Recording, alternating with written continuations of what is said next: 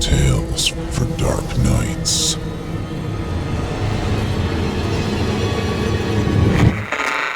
Want to make sure you never miss a Chilling Tales for Dark Nights video again? Be sure to subscribe and hit that bell to turn on notifications.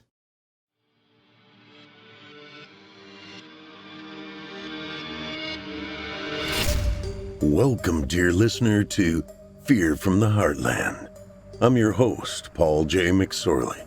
Set aside some moments now and take an adventurous ride on a journey into the psyche of some talented writers.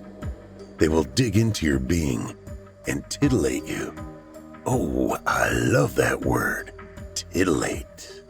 While the stories may not all take place in the Heartland, I am delivering them to you from the Heartland.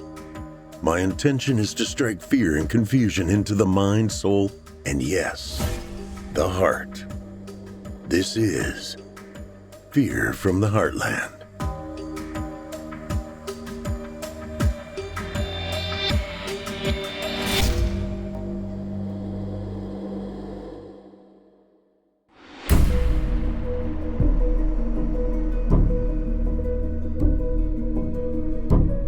Hello, Heartlanders, and welcome to Season 2, Episode 8 of Fear from the Heartland. I'm your host, Paul J. McSorley. You're listening to the standard edition of this program. If you'd like to show your support and enjoy ad-free versions of this and all our other episodes, as well as hundreds of tales from our audio archives dating back to 2012, visit simplyscarypodcast.com and click Patrons in the upper menu to sign up today to get instant access from our friends at Chilling Tales for Dark Nights. Thank you for your support. I want to talk a bit about tonight's story before I tell you about tonight's story. Okay, like that makes any sense. The story takes place in England, and the man telling the story is a septuagenarian. Google machine told me that's someone in their 70s. So if I sound a bit different, it's because I'm trying to sound like a British dude. Emphasis on trying. But hey, nothing ventured. First timer to Fear from the Heartland, Hank Belbin, author of tonight's tale, threw two words at me that I'd never seen or heard before. Then he used them in the same sentence. What the hell, dude? Well played, sir. Well played.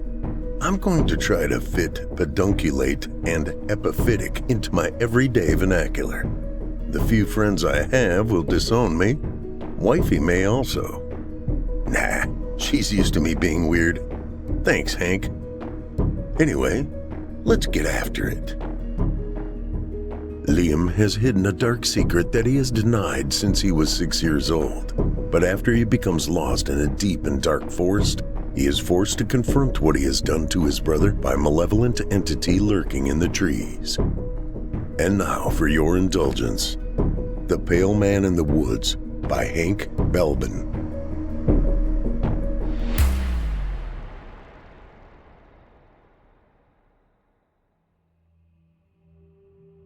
One. I have never been a superstitious man, and can honestly say that I do not believe in vampires, ghouls, demons, or anything else that those youngsters with their vivid imaginations and smartphones like to dream up. But there is one thing that happened a very long time ago that still haunts me to this day. I do not know whether I dreamt the whole thing or not, and it has plagued me for 70 long years. Memories are a funny thing, and I admit they are subject to mythologizing. As we grow old, our childhood recollections betray us. They blur and fade, and often all we are left with are these fragmented shards of the original events. But this memory is as clear as the morning sun to me. What I'm about to tell you, I have never told anyone before. It is up to whoever reads this whether you believe me or not. Every time I close my eyes, I see his horrifying visage clearer and clearer, looming up out of the depths of my mind like some grotesque phantom. His pale face perched there in the gloom of that forest still sends icy shivers down my neck. I am an old man now and probably only have a few more years left here. The eternal darkness of the afterlife is all that awaits me, And I think it would be some form of sin to leave this earth without at least telling people what I saw and what I did. It all happened in Dartmoor, England. It was 1948. I was a young lad then, 10 years old. I grew up in a small town called Princetown. It was the only town right in the center of over 300 square miles of nothing but wild, open moorlands and deep river valleys. Dartmoor was always an eerie and isolated place. I knew this even when I was a boy. It was a place where the secrets of nature were still unknown to the residents, and everything beyond the town seemed to be shrouded in a kind of permanent mist. Generations of our family had lived and died right there in Princetown, most of them never even leaving the county lines. And the last of our family line was only me, my mother, younger brother, and father, living in a small white rundown cottage about 4 miles down from Princetown. Let me tell you, Dartmoor did not look like it does now. Back then, it was even more rugged and barren. There were few paved roads, and most houses in the town were nothing more than bleak, moldering terrace houses, squatting there in the perpetual bog. Slates roofs and old masonry walls with small square windows on each face. Rows of them sheltering quiet, hard-working families who'd huddle around their wood stoves together at night. During the day, curtains would twitch, and you could sometimes catch glimpses of the solitary hermits who had been living there for decades. The town only really existed because of the prison that was built up there on the damp rolling moors sometime back in the 17th century. And even then, the prison itself was ironically only built there because it would have been harder for the prisoners to escape. Princetown was like some lonely bastion or frontier town set up high in the hills. Most of Dartmoor around it was deep pine woods and marshland, long dark places filled with deer and other things that crept around nervously in the trees. This was before pylons carved their way across the lands, and those great metal eagles were seldom seen in the skies. Before most of the forests were cut down by the Forestry Commission, there was a lot of room for secrets. One of them I met. My dad was a prison warden at HMP Dartmoor. He would work 15-hour shifts, and I rarely saw him, if I'm honest. So for the majority of my childhood, it was just me and my mother. She worked at the Plume of Feathers pub there in Princetown. She was a barmaid, and every night she would put me to sleep at 7 before heading off to work. I spent a lot of time on my own, and as a result, had to entertain myself. I would often play with my little wooden trucks down in the meadows at the back of our house. And when both parents were working, I'd stay up by candlelight and read dictionaries and encyclopedias. I was quite a dull kid, if I'm being honest. If my wife were still alive now, she would tell you I have never had an imagination and am one of the least creative people you would ever meet. Anyway, I'd just turned 10 and was getting used to the idea of being an only child. But then, Elfie was born. Little Elfie. He was such a sweet baby. One day my mother came into my bedroom and sat me on the bed. She took my hand, told me I would have a baby brother soon. I hugged her, and she told me nothing would change and I would still be her eldest son. At first, I was excited at the prospect of having someone to play with and someone to look after. But after he was born, things changed. I couldn't help but notice how much they doted on him. It felt like I was unceremoniously pushed aside. It began to burn inside me. That idle neglection soon gave way to jealousy. I didn't know why, but I started to dislike Elfie. Whenever he would giggle and kick his little legs, I would roll my eyes and leave the room. Not that my mom or my dad would notice me leave. They were too enamored with how cute Elfie was to take interest in me anyway. To this day, I do not know why I let it happen. The logical reason would have been a fit of deep jealousy, but I know that's not what I was thinking at the time. To tell you the truth, I wasn't really thinking at all. It was early evening, a sultry hot evening in July, I was giving my mother a hand with bathing Elfie. I would pass her the soap and such as she gently bathed and scrubbed giggling little Elfie. His head was half submerged in the water, and he looked up at me and her and smiled. He had bright blue eyes and wispy blonde hair. A cheeky rounded face framed his fat little grin. Babies have spent most of their lives in liquid, so it was no surprise why he was so happy and comfortable bobbing there in the warm soapy water. He must have thought he was back in our mum's womb all over again. I didn't know why his smile bothered me so much. Maybe I saw it as a smirk and that he knew what he was doing. I thought he was mocking me. At one point, my mother mentioned that she had to get ready for work. She stood up and asked me to hold on to Elfie for a few minutes while she brushed her hair. So I did. I put my arm down and held the back of his head gently. His piercing aqua blue eyes looked right into me.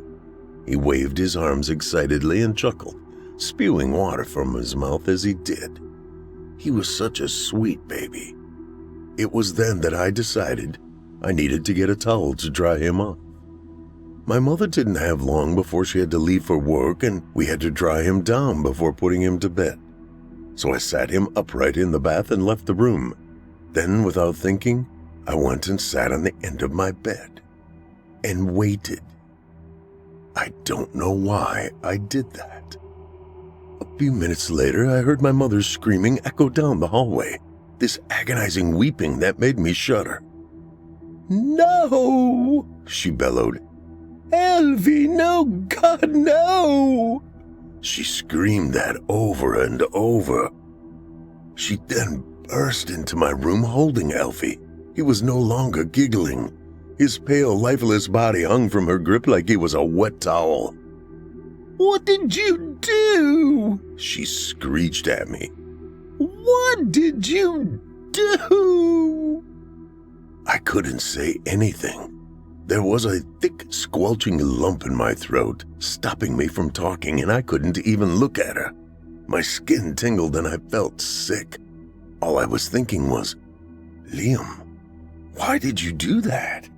Why did you let him drown?" My mum cried and sobbed. She hugged his body tight to hers, tears streaming down her red face. She then closed her eyes and went quiet. And so did I. It was worse when my dad came back. The police and the ambulance came with him. Elfie was pronounced dead at the scene. The police interrogated me while my mum sobbed into my dad's arms in the background. The detective asked what I did, and I could only reply, "I went to get a towel for him. I'm sorry." When the police left, my dad beat me. I didn't even try stopping him. I knew I deserved it. That night destroyed my family. A month later, my father left us. He didn't say anything to me before he did. 2. All of that happened 6 years before I met the thing in the trees. The year was 1954. After Elfie died and my father had left, it was just me and my mother in that lonely, decaying cottage together. My mum had fallen into the bottle and only acknowledged me when she needed me to do the chores or fetch her more booze. I had noticed in that time she was staying late after her shifts, seeing men, and she had begun to look ill. Her skin was sickly and sallow, and her eyes always gray and sunken. My mother was always a pretty woman, and it was hard to watch her slow descent, knowing I had caused it all. It was late one night in January, and I was about to go to bed when I heard the familiar slurring demands echoing from down the hall after me. "Boy," she crowed. Since Elfie's death, she refused to call me by my Christian name. "Go to the general store and get me the big bottle of brandy they have. If you leave now, you still make it." I had no choice but to oblige. If I didn't get her what she asked for, then she would have no doubt thrown me out onto the damp, squalid streets. I don't need to tell you how well a boy of 16 would have fared back then. So I rose from my bed, changed into my winter gear, and put on my blue parka coat that I had outgrown 2 years previously. I came into what was our living room, and she was there, lying across the only sofa in a decrepit heap of drunkenness, clumps of mold accumulating in the corners of the room around her. The radio crackled in the background, playing some old-timey tune that I can't recall now. From the crumpled sofa, she tossed me some tattered notes and told me to hurry up. She was already half asleep at this point, so I was unsure why she needed any more booze. I picked it up all the same, and I left. I shut the door behind me and headed out into the freezing night. It was bitterly cold, and my breath came out in thick white plumes that rose up and vanished into the vacuous black sky. I stood there on our porch, the dull amber lamp above twitching nervously, and I thought briefly about what I should do. It was a 4-mile walk to Princetown if I followed the main road, but a 2-mile walk if I took a shortcut through the forest that ran adjacent to it. I don't know why I decided to cut through the forest that night. I guess in my mind I just wanted to get it over with so I could go to sleep sooner. I was already employed at Plymouth Docks as a laborer and had to cycle 10 miles to the yard every day. Walking 8 miles at almost 10 o'clock at night was not the type of rest I needed, so I went with the latter. After all, I had played in that forest when I was 10 years old. I had walked through it during the day multiple times, and I guess I felt pretty confident that I could navigate it just as competently in the dead of night. With a plan in mind, I set off and headed for the woods. I could barely see it in the distance, but I knew it was there. I knew you could get to Princetown quicker from our house by way of that thin and muddy pathway that cut across a field and eventually a part of the pine forest called Wistman's Wood. But it would be much harder at night. Foolishly, that was what I decided to do. It was a gloomy copse of stunted moss-covered pedunculate oak trees shrouding the epiphytic undergrowth and boggy rock-strewn floor. After a short walk down the muddy path, I came to it. The stretch of woods was supposedly haunted. A few centuries back, there were rumors of witch trials in there. Pagans, Celtic shamans, and other heretics used to flock and conduct ceremonies at night when the moon was swollen and gibbous. People and farm animals alike had gone missing over the years, and if you could go there today, you can still see the strange, archaic ruins carved into the lichen-covered boulders that sit scattered in the gnarled and ancient oakwood forest. But that wasn't why people today still say it is haunted. There was something else in there. Of course, at the time I had heard of the old folk tale of the thing in the trees, but I took no notice of it. The aspects of the story seemed just so juvenile to me that I dismissed the whole thing as some old camper's tale told around the bonfire to warm their cockles. With a wry shrug of the shoulders, I headed into the trees. The sooner I got through it, the sooner I could get back. The trees started low to the ground on the outskirts. I had to duck under a few of the branches to make any kind of headway. It was a dark night anyway, but once I stepped into the woods, I realized just how dark things could get. I could barely see 5 feet in front of my face, resigning myself instead to feeling and pushing through the damp mossy branches that scraped across my cheeks. It must have been about 40 minutes when I made it through the fabled Wistman's Wood and then into the deep brooding pine forest behind it. At this point, I began to feel scared. The walk was taking too long. I'd begun to lose my sense of direction. The trees were tall and looming above me, and everything was deathly silent in there. Not even the owls were howling. It was as if the woodland critters were too terrified to make their presence known. But that wasn't what was scaring me. Instead, it felt like there was something watching me. I didn't know how to explain it, but I felt this hungry, hot stare on my back. But every time I turned to try and see what it was, there was nothing there. Just the rows of silent trees. An impenetrable wall of black seemed to surround me and creep in closer when I wasn't looking. It must have been another hour when I finally realized I didn't know which direction I was heading in anymore. I tried to spot the faint amber lights of Princetown glowing in the distance, but I couldn't see a thing. I didn't hear anything either, just the same unrelenting heaving darkness of the never-ending forest. Still, there was this presence near me. It was like a shadow was walking too close behind me. When I'd passed the 2-hour mark was when I began to fear for my life. I quietly wondered whether I'd ever find my way out again. If I didn't, would my mother even notice? Would anyone come looking for me? In a panic, I called out, "Hello, is anyone there? I'm lost." Nothing. Not a sound. The branches on the trees weren't even swaying. Everything was deathly still and unnervingly silent. I was truly lost and alone. I continued walking for what felt like days.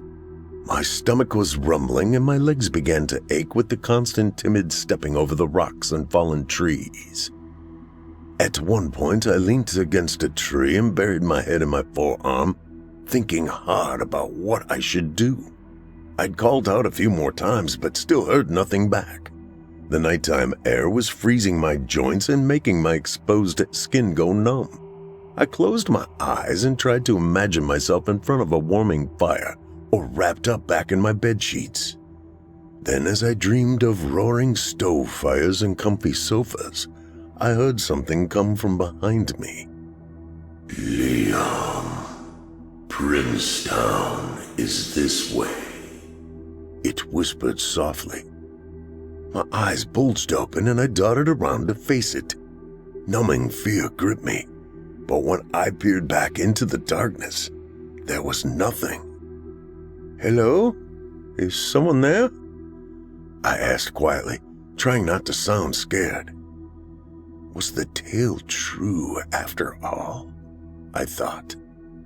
Then coming from my right side now, "You have to hurry, or Mommy will throw you away." The voice sounded like nothing I had ever heard before. It was hoarse and guttural, but also had a bizarre echoing timbre to it. "Hello?" I shouted this time. "Please, I'm lost and I'm cold." "Not as cold as Elfie," the strange metallic voice chuckled from between the branches. I shuddered and looked around. My first thought was, how the hell do they know about my baby brother? "Who's that out there?" I begged. My voice was trembling. Then I heard something emanating through the trees that made my skin run cold.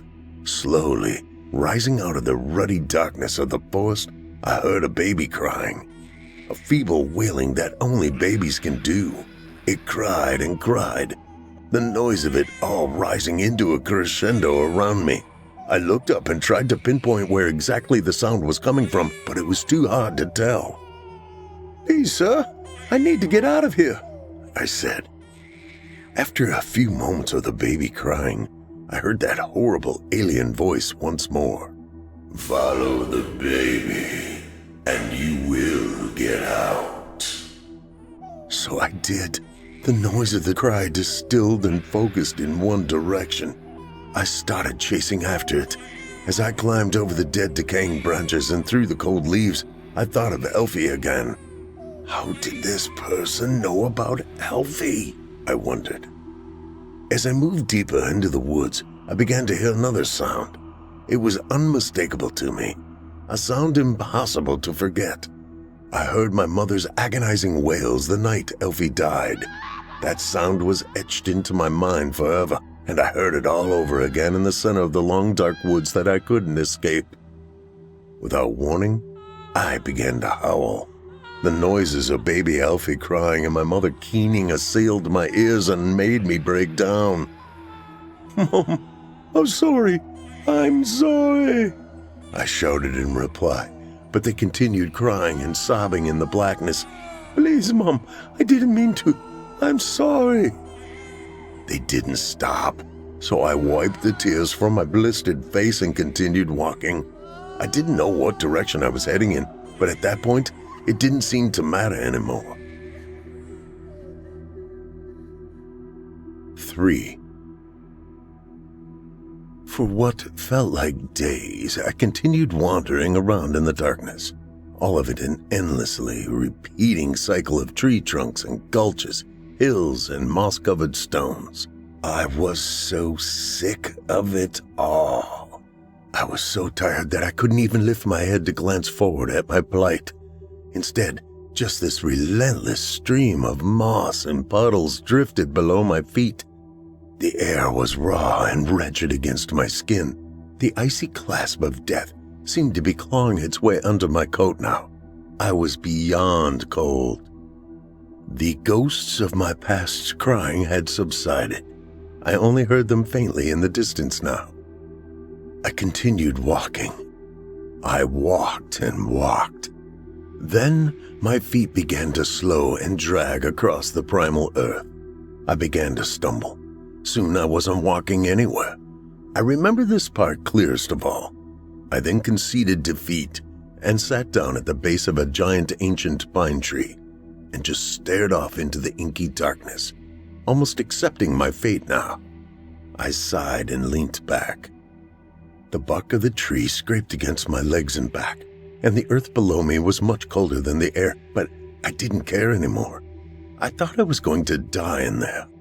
In a strange and morbid kind of way, I felt like I had deserved it. The moldering earth decaying and absorbing me until not even my bones remained. The memory of what I had done, no more. The night drew on, and I felt my extremities slowly fade into absence. The frost and air made everything retreat into numbness, and with the chilling embrace of the night, my young mind began to leave me too. I couldn't think straight. I sat there in the dirt and stared ahead into the abyss of the primordial forest. All those trees bearing down upon me, reaching out to embrace me as one of their own. And there, just as I began lulling in and out of consciousness, I saw something ahead of me. Against the flat darkness, an almost imperceptible shape lingered. I squinted at first, unsure of what I was looking at. Then I blinked slowly and tried to focus on it. The frost on my eyelashes stung like bee stings, and everything in my body was shutting down.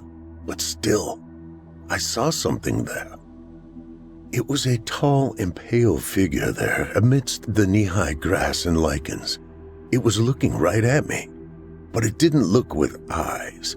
I felt its gaze. It took on the form of a person, but it couldn't have been. It was too tall, at least 7 feet. It was wearing a long dark robe, like a Jesuit priest, draped over its emaciated body. It was hard to tell, but I thought I saw 4 arms crawling and scrabbling around under its shroud. The thing had no face. Instead, just this rounded surface, like the shell of a rotten egg. Around the jowls of the face was drooping pallid skin that looked like drained chicken fillets. There were no eyes, no features, except a thin black slit running down the center of its skull. I was gripped in a kind of dull paralysis, and my heart thundered in my ribcage. I stared forward at it, poised against the bracken and pine needles. As I look back now, I believe it was Death himself that I met that night. I believe he came to take me, but it was not my time, it seemed. I was so enervated of strength that I could not hold my eyes open any longer. Everything faded.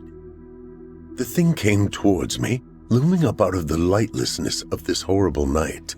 It didn't walk. It had no feet. It came gliding at me, hovering just off the ground. I tried to scream, but nothing came out. I couldn't move anything. Unconscious fear became an unassailable reality. As it drew nearer, I realized my body was shutting down. Then I sunk down into something abyssal.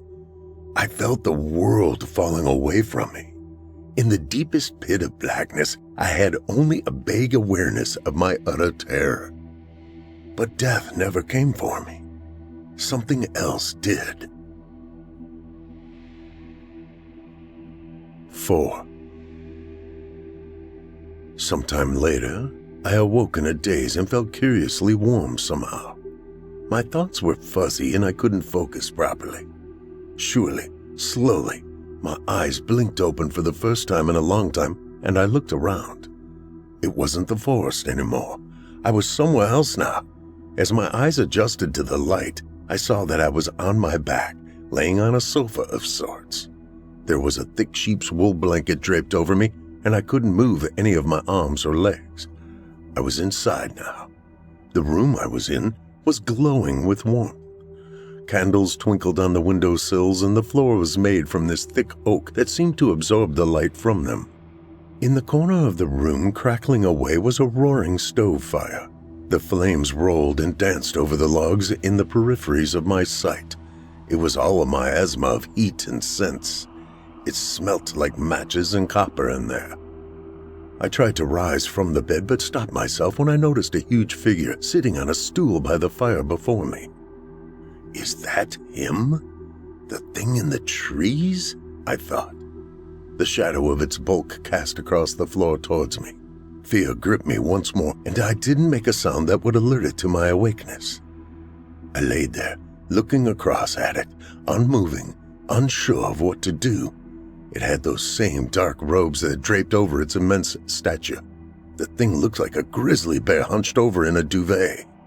It had its back to me, and at regular intervals I observed the thick tobacco-smelling wafts rising from its hood. "No need to pretend," the figure said in a warm, mellow voice. "I know you're with us now." "Where am I?" I asked after a long, hushed pause. "Where you always wanted to be."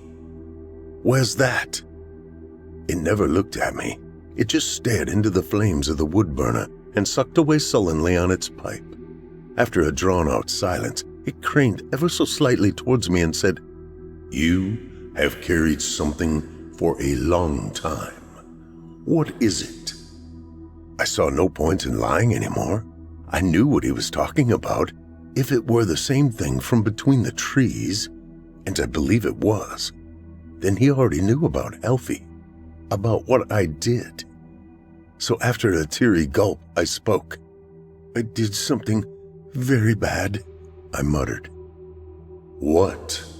it asked with a shrewd air of wisdom. I shook my head and stared into the threnody of flames burning up all the wood and coal. "I let my brother drown," I said. "He was only 6 months old. I don't know why I did that. I didn't dislike him. I actually—" The thing cocked its head to the right and blew out a big cloud of acrid smoke. "How?" "He was in the bath. I was supposed to be keeping an eye on him, but—" "And what did you do?" I bit my tongue hard before speaking. Then, "I left the bathroom. I left him," I said as I felt my voice grow tight. "Then what?" "I let him drown." It was hard to tell, but it looked like the thing sat in front of the fire had nodded in acknowledgement. "What do you feel?" it said earnestly. My skin tingled and I felt my face well up with tears. They poured out like 2 scarring waterfalls from my eyes. "Just want my brother back." "Even if that means that you die?" "Yes, I don't care. I just want him back. I want to tell him I'm sorry. I never wanted him gone. "Yes?" "I didn't want to be overlooked." Then there was quiet in the room. The fire rolled away and everything was silent once more. The thing by the fire bowed its head. "You look very tired, little boy. You should close your eyes," it said. After a long pause, I asked, "Who are you?" "We knew each other once, although we never truly got to know each other. Close your eyes. Sleep." I had wanted to ask him more, but as soon as he said that sentence, it was like being given a warm cup of milk. My eyes drooped and my body relaxed. My eyes shut and I felt the most comfortable I have ever been. I soon fell into a deep and dreamless sleep, Thoughts and dreams rolled over me like waves on an eternal beach. 5. I woke up with sunlight in my eyes, slanting its way through the trees and onto my face. As I opened them slowly, its blinding glare filtered into my vision, and I found myself awake once more. My head pounded and I felt vaguely nauseous, but I was alive. I rubbed my furrowed brows in confusion and tried to coax the sleep from my eyes. When I leaned up wearily and looked around, I saw that I was still in the dreaded forest. But it was different now. It was the morning. My sight adjusted to the bitter sun rays and I could see the edge of the forest. In fact, I was a mere 10 feet away from the main road that led into Princetown. The relief shot through me and I almost started crying again. More than anything, I was just glad to see the end and be free of the awful trees. Frost sparkled on all the grass and the brisk morning breeze was cool and refreshing against my skin. I got up, dusted the dried and gray mud off myself, and then headed into town. My thoughts were racing. Did I imagine all that? Or did that thing bring me to the edge of the forest? I imagined every conceivable possibility on that walk back into Princetown. When I made it into town, I could see a small congregation of people standing around the town hall. They all looked worried and concerned as they glanced across at each other. Some had the collars of their coats rolled up to shield against the cold winds. One of them turned and spotted me, then said, "He's here." All of them turned to face me and then came rushing towards me. My mother was there with them. She burst into tears when she saw me. She hugged me and said she was sorry. I said I was sorry too. After that, they took me to Plymouth Hospital to make sure I was all right. And I was. Yet I didn't know how exactly. To this day, I cannot say for certain just what happened. All I know is I felt it. I felt like I had met death that night in the dim forest, and if you feel it, then it must be real. That's all I have to say about that. You may make up your own mind whether I'm just a bored old boy trying to pull a fast one on everyone, or if I really did meet death that night long ago. Anyway, we'll leave it there. I'm tired now, and I'm waiting for my carer to bring me my afternoon hot chocolate before I have my nap. I can't stay up late anymore like all them youngsters. You'll understand one day when you're my age. You know, as I have written this, more and more has come back to me.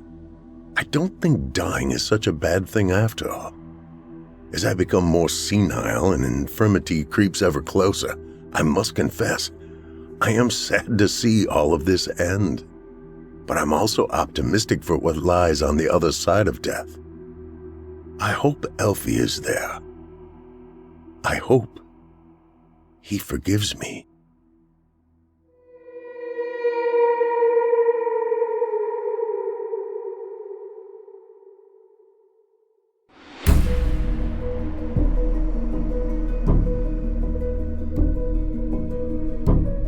I hope you enjoyed tonight's tale, The Pale Man in the Woods by Hank Belbin. Hank Belbin is a horror author and screenwriter from Southampton, England. Primarily focusing on cosmic horror, Hank has had several short stories published on online magazines and is working on publishing his second novel set in Dartmoor, England. He has published 2 full-length plays that have been successful runs at Edinburgh Fringe Festival and also published a literary fiction novel called Moonland. The story is about a struggling actor living in London who falls in with drugs and kidnapping. For more details, go to www.hankbelbin.com. That's HANKBELBIN.com.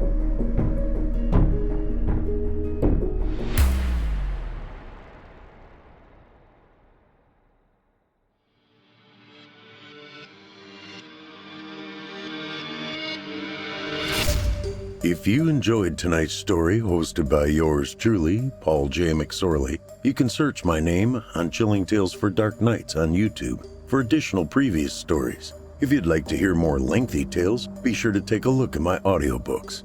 Available now on audible.com or just visit paulsbooks.net That's PAULSBOOKS.net. You can also find me personally on Facebook and Twitter. And with that, listeners, our weekly journey into the psyche has just about come to a close. But before we go, I'd like to take a moment to thank you for joining us for tonight's episode and remind you to take a moment to stop by our iTunes page and leave Chilling Tales for Dark Nights a 5-star review and a kind word.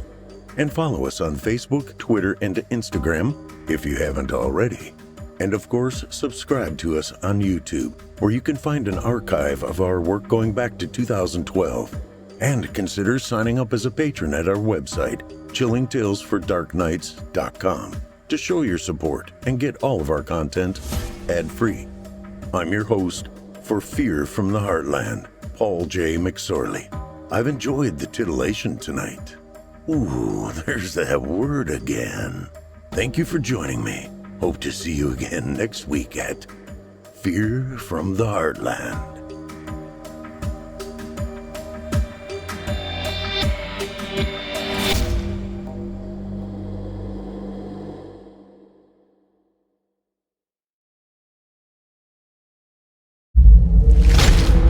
Chilling Tales for Dark Nights.